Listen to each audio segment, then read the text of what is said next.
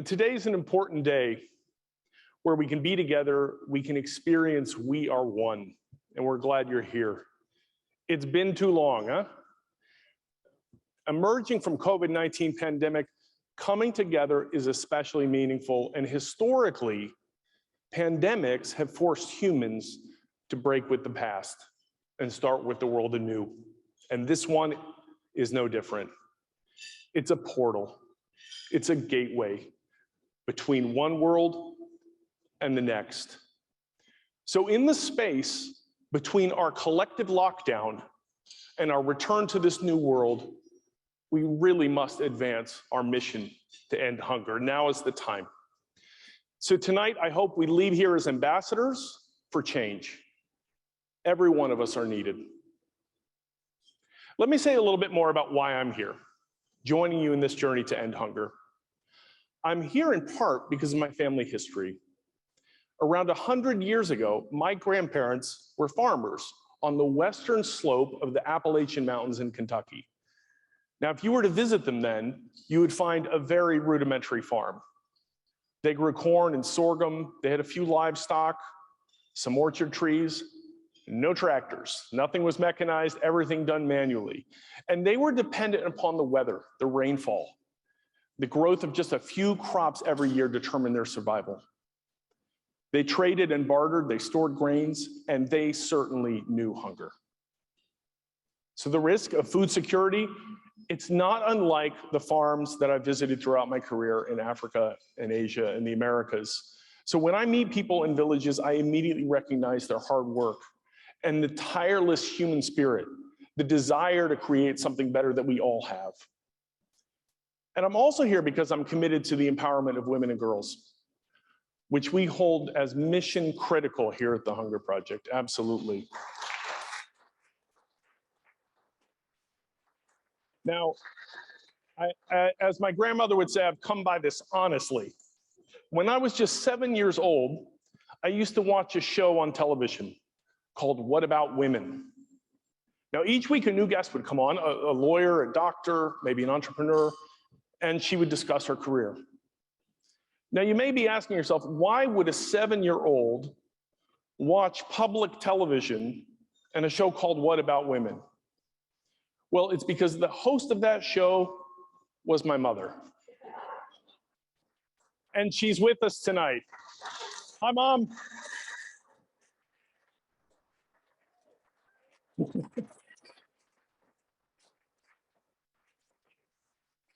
We're all here because we're interconnected. Our actions are shaped by our people around us and by our natural environment. We're here because we want every individual to have enough to eat so they can lead healthy and fulfilling lives, lives of dignity. Now, right now, today on the planet, we have enough food to feed everyone. No one needs to go hungry. So why is that happening? What's missing? For us at the Hunger Project, we believe it's a mindset of equity, of interconnectedness, and collaboration. It recognizes that we live in a world where all of us are profoundly connected. It's a worldview that recognizes we are one humanity and where hunger is completely unacceptable. I think a mindset of interconnectedness is on the rise. We have seen a shift in consciousness around major human rights issues, from the Me Too movement to Black Lives Matter.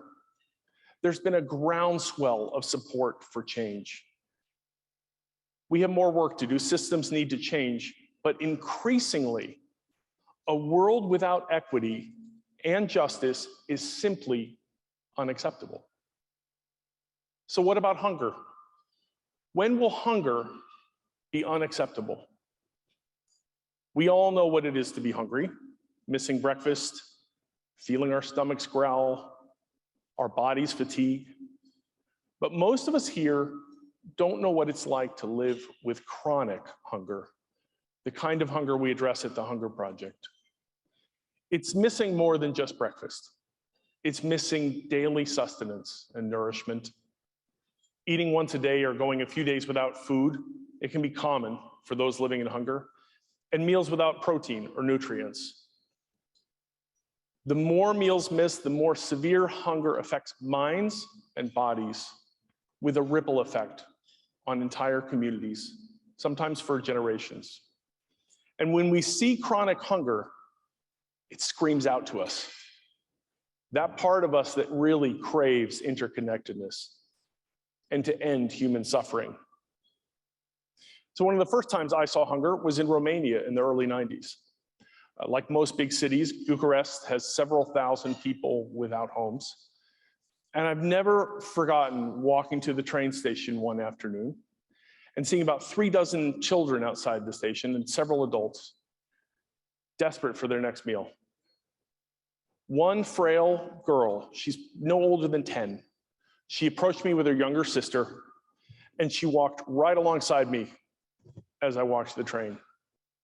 She started tugging at my shirt.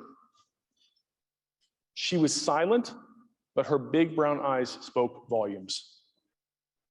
Some days I still feel that tug on my shirt, her very silent but needed call to end hunger. We know from the research also how serious this is. Malnutrition in children causes stunted growth and leads to chronic health issues that can last a lifetime. School performance and attendance goes down, especially for girls. And adults living with hunger are more prone to disease and then unable to care for their families. And then the cycle repeats. And tragically, since 2015, we have witnessed hunger expand throughout the world. Last year, up to 108 million people were undernourished, according to the UN. COVID-19, causing a loss of income, disrupted supply chains, rising food prices, dramatically increased the number of people facing acute food insecurity, with another 130 million people at risk for famine-like conditions. Now, our goal is to end hunger. We'll stop at nothing less. And we're aligned with the zero hunger goal of the Sustainable Development Goals. Hunger affects 10% of the population globally. And if we keep going the way we are, we'll miss that goal of ending hunger by 2013 by about 660 million people. I'm not all bad news up here, I promise. There's a lot of hope. I think a lot of you know it. We know it doesn't have to be this way, and we know what works. We know that the people living with hunger are the ones who will end it. And when we lead with people and with communities first, when we stand with them side by side as they take action and make their own future, then we know magical things start to happen. At the Hunger Project, we call this self-reliance. So it works across 9 African countries where villages are united to reach their own goals, including ending hunger. And to date, 56 of these community epicenters, nearly 1 million people have declared self-reliance.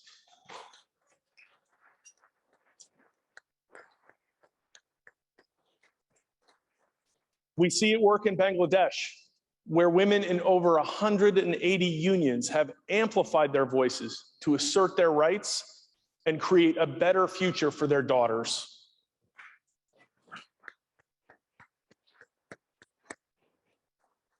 It works in Mexico, where indigenous women have achieved their dreams of starting businesses that support their families, and it also elevates their heritage through beautiful art. We're going to learn more about this soon.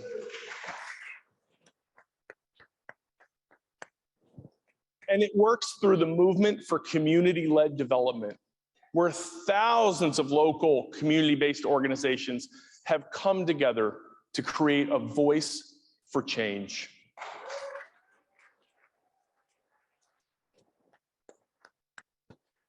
And this is how we reach the end of hunger. Not through handouts, not through shipping food donations around the world. Indeed, the greatest difference the Hunger Project makes in people's lives is to open them up for a shift, to unlock leadership and people end their own hunger. I'll give you an example, the experience of Isabire, a mother of 4 and a volunteer in Bulamagi, Uganda. During the heart of the pandemic, she recently told us, I was privileged to attend the leadership trainings by the Hunger Project. And the trainers, they hinted at the issue of personal leadership. I had never taken time to really understand the concept until the total lockdown of the pandemic. We were left on our own here to run the Epicenter programs. And at this time, the whole concept of communities taking their own lead in developments became very real to her. She said, I felt so empowered having tirelessly served my people amidst the fears and panic caused by the pandemic. My leadership was challenged and it was stretched. I feel so proud.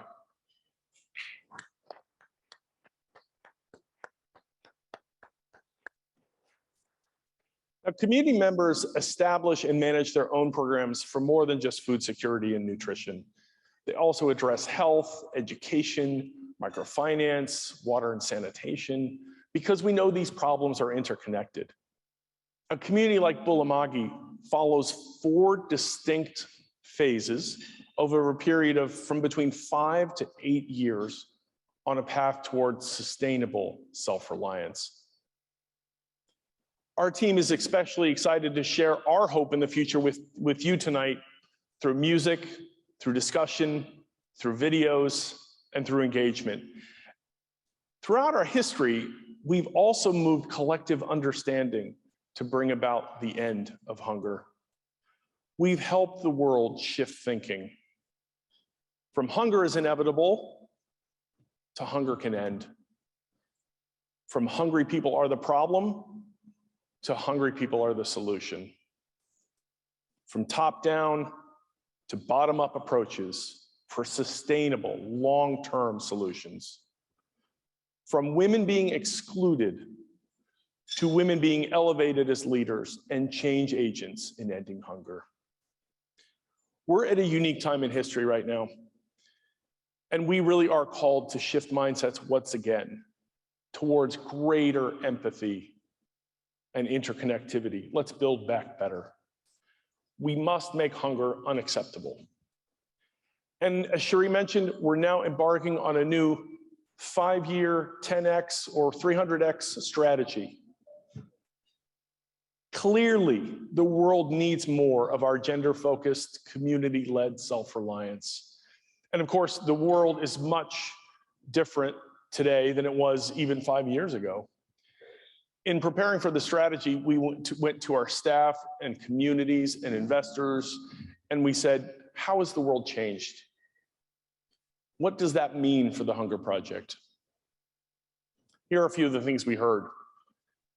We're at a precipice with our climate. Every living thing on the planet is under threat of extinction. And in communities all over the world, they feel that. Volatile weather patterns and local food production, even more challenging. So we're working with communities to become more resistant or resilient to climate shocks, from food banks to better crops and farming. Mobile technology has reached every corner of the planet. In Africa, some smartphones are as inexpensive as $22. So soon, nearly every human being on the planet will have a digital identity. So we're working to connect communities to meaningful resources in line with their priorities, while still wary of the dangers of misinformation. Finally, young populations, especially in Africa and Asia, are on the rise. 3/4 of Africa's population is under 35. This new generation has the energy, the insights, and the motivation to end hunger. Am I right, Feel Good?